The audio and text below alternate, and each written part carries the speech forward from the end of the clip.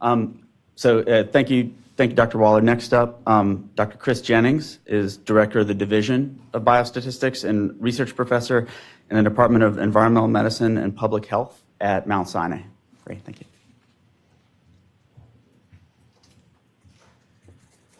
Good morning. So not knowing how Lance was going to start this idea of two statisticians and that we're at the opposite side, it does make me want to tell you that I am an identical twin, and my twin and I are actually opposites. So, that's over a drink to tell you how opposite we are, but she drives me nuts with her politics, let me just say that. Anyway, so maybe I feel really comfortable with the idea of, being at the opposite end of this. Let me see what I need to do here. This one? Yeah. Okay. And then the other one, make it go back. Okay. So it's not all roses. It's actually hard to figure out when the title was, when to pursue these sorts of things. So I'm going to do my best to try to tell you my ideas about what we should be thinking about when we're integrating data together. Like what Lance is describing, I don't think we should leave statistics at the door. We need to include statistical thinking when we're thinking about putting data together. We still have the same issues with reproducibility and randomization and type 1 and 2 errors and things like that. So those are concepts that need to stay together. I do think it's important that when we have big data that we don't just spend all the time being exploratory and not even admitting that. That's probably the worst situation. If we need to set up ourselves to have hypothesis-driven research and confirmatory research. A lot of times I think we spend time doing some really cool analyses and then write the paper and we're done with that, and we never go back and say, would I get the same thing again if I tried it again? And that's to say I'm not even sure NIH would pay for us to do it again, but having said that, it is a good idea to have confirmatory research at the end of the day. Lance already talked about the idea of the p-value. It's also, the concept of what's a meaningful effect size. We need to think about that when we have large data where everything might look like it's significant in the traditional sense of the word. But the effect size might not be all that critically meaningful. And again, Lance, we kind of said the same thing here. A cynical view is that, sometimes we're wowed by our technology and we might chase things because it's really cool, but does it really answer the questions that we want to ask? Or are we just, letting that dictate what we're going to go after? So that's a little cynical, but I think we need to be aware of that in some of our thinking. So I would say that bigger isn't always better, but I would think that it is generally more complex. So what I want to do is to talk about data integration and sort of strategies of sort of experience we've had with thinking about that. I'm kind of separating it into two parts. One where we're integrating data of what I might call different study types. So this might be like linking exposure data to local health data, and where the assumptions that we're making is that the exposure in a certain locality might very well be relevant to what the health outcomes or health issues are in those localities. Something that's a little different in terms of linking disparate types of data is this experience lately with the EDC mixed risk, which is a Horizon 2020 consortium in the EU. And there it's linking two birth cohort data or studies with experimental studies. So the idea is to go after risk assessment of mixtures of endocrine disrupting chemicals, using the birth cohorts to suggest what real relevant exposures might be, and then have experimentalists then working together in a team from in vitro and in vivo assays to come back and say, well, so how relevant is that mixture, and what kind of points of departures do we see? So getting different kinds of scientists together and different kinds of data structure together to address risk assessment is, of course, I think, very important.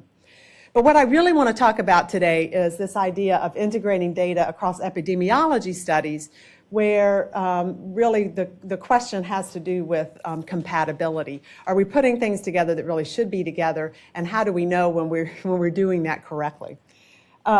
Why would we do that? We do that for generalizability. Of course, if we have multiple studies together from various locations in the country, we're going to have different exposure patterns, we're going to have different exposure ranges, we're going to have different subject characteristics. So the results at the end of the day may be more generalizable to a broader set of people we're trying to infer to. By increasing sample sizes, people say, oh, we're going to have increased power. But you also could have increased variability. I think often have increased variability, which may not increase power. An example of that is the study. There were 4 birth cohorts on the Chamaca study in California, the home study in Cincinnati, and then 2 studies in New York, Columbia and one at Mount Sinai, looking at OP pesticides and fetal growth. And one of the comments that they made at the end of the day was that the study was actually limited by differences in study population. So it wasn't necessarily an advantage to have these together. Okay, so what do we do when we put data together? What kind of analysis techniques do we think about? Typically, people say, well, we're going to do a meta-analysis. So let's think about a meta-analysis. A meta-analysis is taking health effects or effect measures. It could be a slope parameters, it could be odds ratios, whatever, and putting them together to come up with some average of estimates. It could be a weighted average. Of course, this dates back many years. That you see there, the 17th century, they were doing that in astronomy study. Carl Pearson published it in 1904 for typhoid inoculation. And of course, people talk about the file door problem where negative studies aren't really reported so that we don't have a nice balance of what the effects really could be in a meta-analysis. A meta-regression then comes in and says, well, we're going to improve that a little bit by allowing for these sort of moderated variables in our studies to also inform this sort of analysis. So you can take study characteristics and put into a meta-regression and maybe improve things a little bit, sometimes with a random effect, things like that. But what I'd like to point out, though, is even a meta-analysis or meta-regression, these are generally linear models. They don't take into account necessarily the differences that could be available for exposure ranges. And that might lead to a problem. Just because you have a slope in a certain region of a concentration exposures doesn't mean that that slope is going to stay the same throughout the whole exposure range. We could have some nonlinearity. So an example of that is this group, Lamphere et al. Published. This was different. It was an international study looking at lead exposures and IQ. And what you see on the left-hand side, those marks there, 7 different international studies. What you're seeing, the line segments are the 5th and 95th percentiles of the concentration ranges for each. So you see that the concentration ranges are very different in Boston relative to, say, Yugoslavia. Okay? So what they did, though, is instead of doing a meta-regression or a meta-analysis, they actually did use pooled data. They got the raw data from these different studies in a consortium and put them together. And what you see on the right-hand side, noting that the axes aren't the same on the two, if you can't read that from the back of the room. But what you see is that, does this have a, no. What you see is that in the lower range of blood concentrations, we have a lot of variability in terms of IQ from the different studies, but it's the Yugoslavia study that's really driving the lower concentrations, the higher concentrations. But anyway, they ended up getting a nonlinear association there, okay? So, but this was with pooled data, not using the individual slopes from each of the studies. Okay, so the particular focus I'd like to change now to, though, is the advantage of using pooled studies when we have a common data center. And I'll tell you a little bit more about the CHEAR network of labs and the data center in just a minute. But that gives us an opportunity to study, put studies together in a common data repository, but also where we have common labs and things like that. So I'll talk about that in just a minute. One advantage of having a shared data center is we need to go through this process of data harmonization, and that can be very complicated when we have studies together that were never really meant to be together. When you think about education, that's one way you could think about years of study or things like that for an education. But when you talk about socioeconomic status, that can be very different in Mexico City than it would be in Boston, right? The kinds of things that might be measured for socioeconomic status could be very different in different localities. And it's complex to figure out how to actually integrate those or harmonize those kinds of things together. Of particular concern, though, is when we put studies together that have different associations, sort of internal associations to covariates and outcomes. And I'll show you two different examples of that in just a second, largely to leave you with some visual ideas of what I'm talking about there. When we're talking about pediatric studies, temporality is going to be really important when we're putting studies together. What's going on in a 2-year-old may be very different than in a 12-year-old. So if we're combining things, just not accounting for the natural development of children or of aging in general, I guess, but particularly now I'm thinking about children, we need to be careful how we're putting things together in terms of temporality. The other thing is this idea of multi-domains. So we talk about neurodevelopment a lot in pediatric environmental health. Neurodevelopment can be measuring things like cognitive development. It can be measuring behavior, which are different kinds of constructs, different kinds of domains, and there are different scales to measure each of these. So you may have one study that uses a McCarthy scale and another that uses a Connor scale. Have they actually been normed together? Maybe not, right? So how do you put those together? They could all be measuring neurodevelopment in a sort of a general sense, but on a different scale. So we need to put those together. That could be something that we think about. Back to the CHEAR thing, I'm going to show you this idea of having multiple labs. The advantages of having multiple labs when you go through the process of actually linking the studies together, so you know that when they measure certain things in one study, or in one lab, that they're very similar in another lab. You don't want to have different studies look like they have different exposure regions because you have different labs that are measuring things low and high. So we need to be careful about that. And finally, I'll talk a little bit about this idea of using inter-study subjects that could be controls in case control studies. Okay, so the children's environmental health. This was sort of one of the initiatives the NIEHS sort of took hold of when the National Children's Studies ended. But the idea is to add environment to pediatric studies, right? To create this infrastructure that can be useful for doing that. In particular, what happens is there are 6 different labs that we call the lab hubs, and they're all a part of this network. There's a coordinating center, which is sort of the logistics of doing all of this together. They're not the data center, they're the logistical sort of coordinating center. And then we're the data center at Mount Sinai. And I'm part of the biostat team there.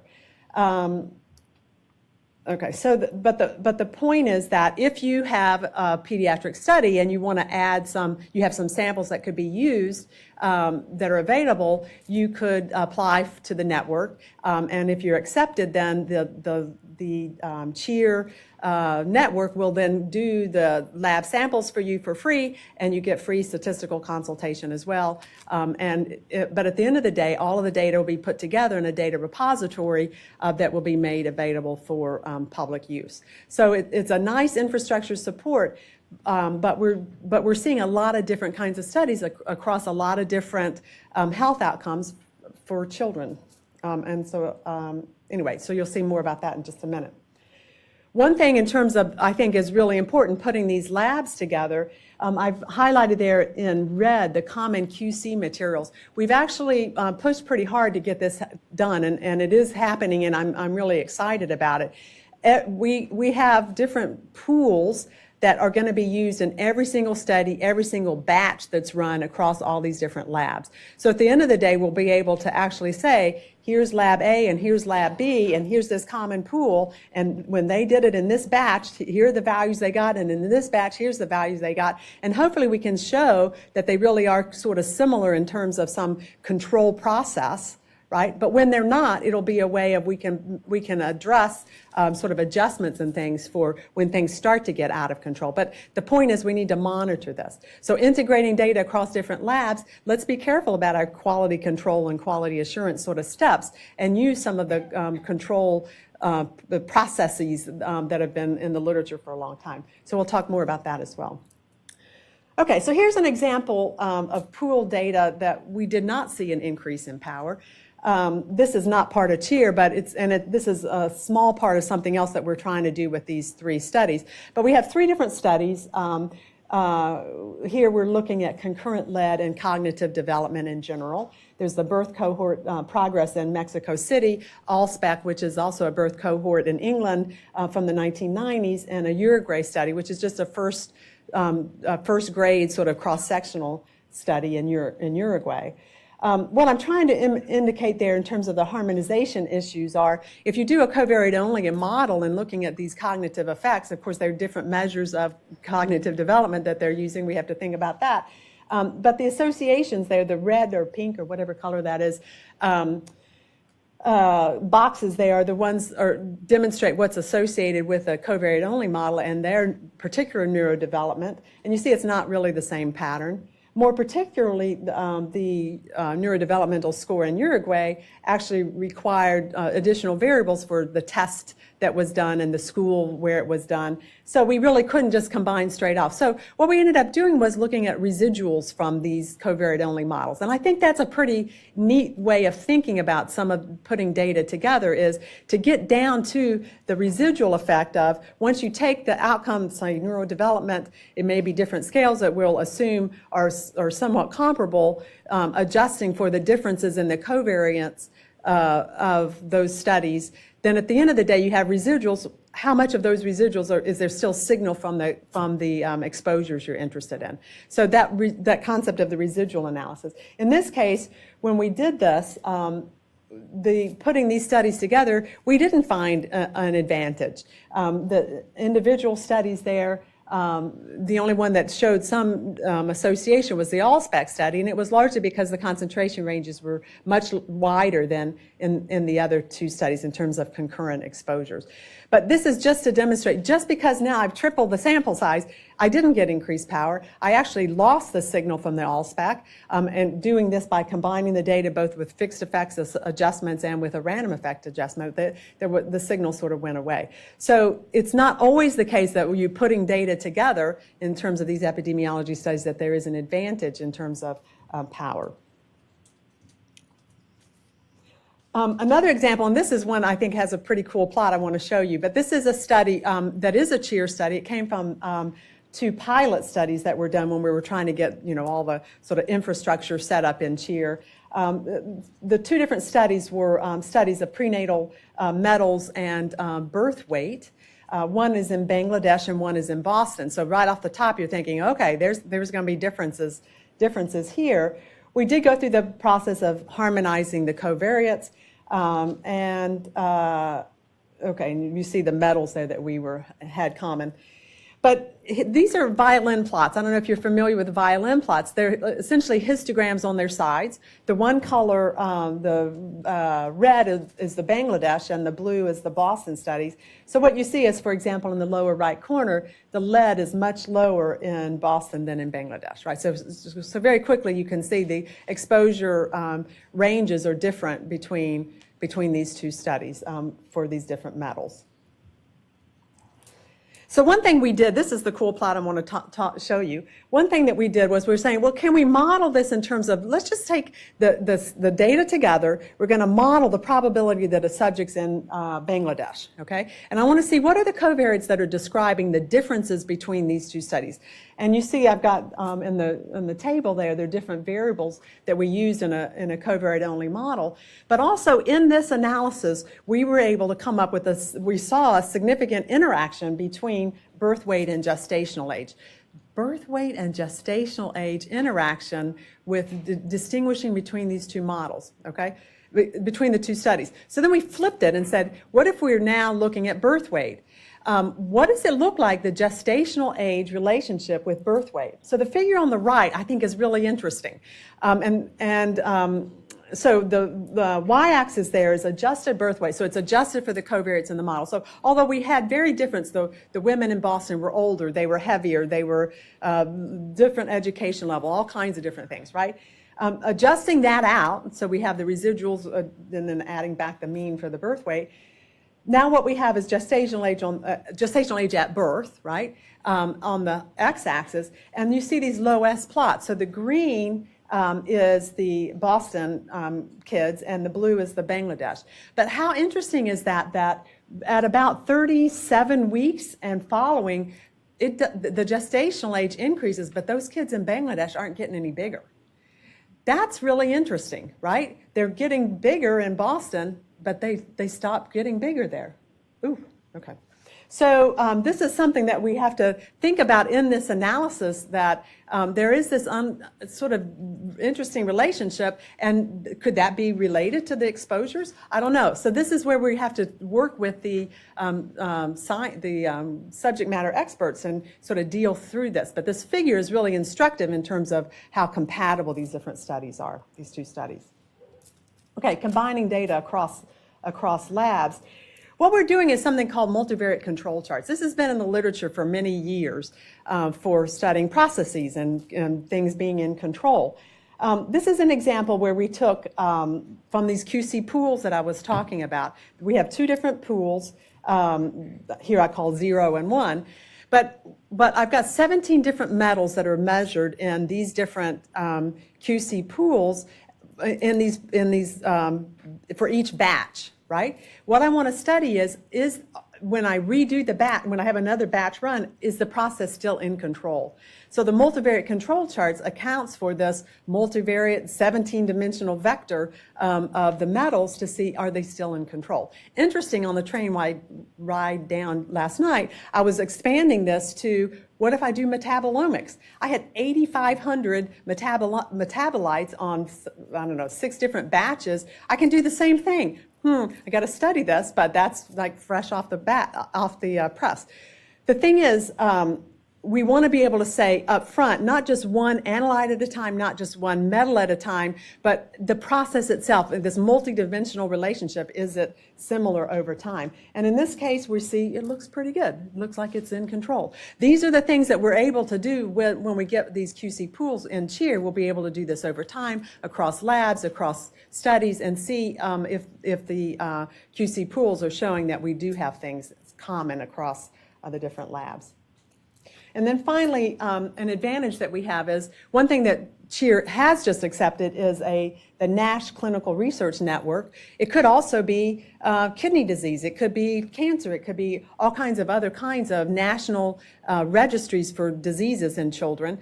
But there are no controls in those, right? So we said, well, what if we is there something we could do in CHEAR across study, sort of inter-study subjects that we could match to these cases? Right? And so this is sort of beginning of the work with that, but we're able to match with something called propensity score matching to say, if you have controls, if you have cases and then you go into possible controls, how similar are they? And then at the end of the day, you have matched pairs and you look for differences in exposure. We haven't gotten to the exposure part of this, but we're imagining that we're going to be able to do this to reduce the bias that might be across the different studies by doing actually the matching. And you say, oh, well, I'm not so sure about the exposure in that because I don't know where they're coming from, and all kinds of variables like that. But the idea is, well, maybe we can do this many different times, 1,000 different times, get different distributions of differences in the concentrations, and see if there does seem to be a signal. So the point is, I think one of Lance's points as well is, if we're creative about how we put things together, maybe we can take steps forward and give us a little bit more insight into some of these childhood diseases. So final thoughts. I think the obvious thing is we can't just throw data together and walk away and say, whew, it's together, we can just do standard analyses. I think we have to be very thoughtful about how we integrate data and the resulting analyses. We need to look at heterogeneity across studies and understand what it is that we've put together, and then develop metrics and figures to sort of demonstrate what the differences might be or what the impact of putting these together. I think the worst thing is just to do it blindly and not really thinking about what we're talking about. There's definitely an advantage here of being on a team. Don't do this alone. Don't do it in your basement by yourself. You know, do it with team science, right? Get some subject matter experts, get some exposure experts, get some biostatisticians, of course, quantitative experts, and work together. Try to figure out that figure that I showed you from Bangladesh and Boston. You know, should I try to figure out what that means by itself? Is it even reproducible? I don't know. But if we get people together that could they could understand, is it reasonable that metal concentrations or other exposure concentrations could be making children not grow in those last 3 or 4 weeks of gestation? And finally, I think, again, to go back to where I started, confirmatory studies, absolutely. I mean, at the end of the day, we're doing science to try to infer to things that are really related, and we need to make sure that things can be reproduced. So I want to thank you for your attention, and of course, I don't do this alone. I do this with a lot of people, and so I want to thank them as well. Thank you.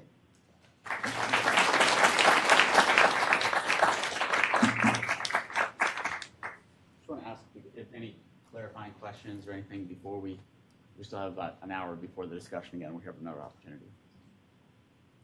Yes.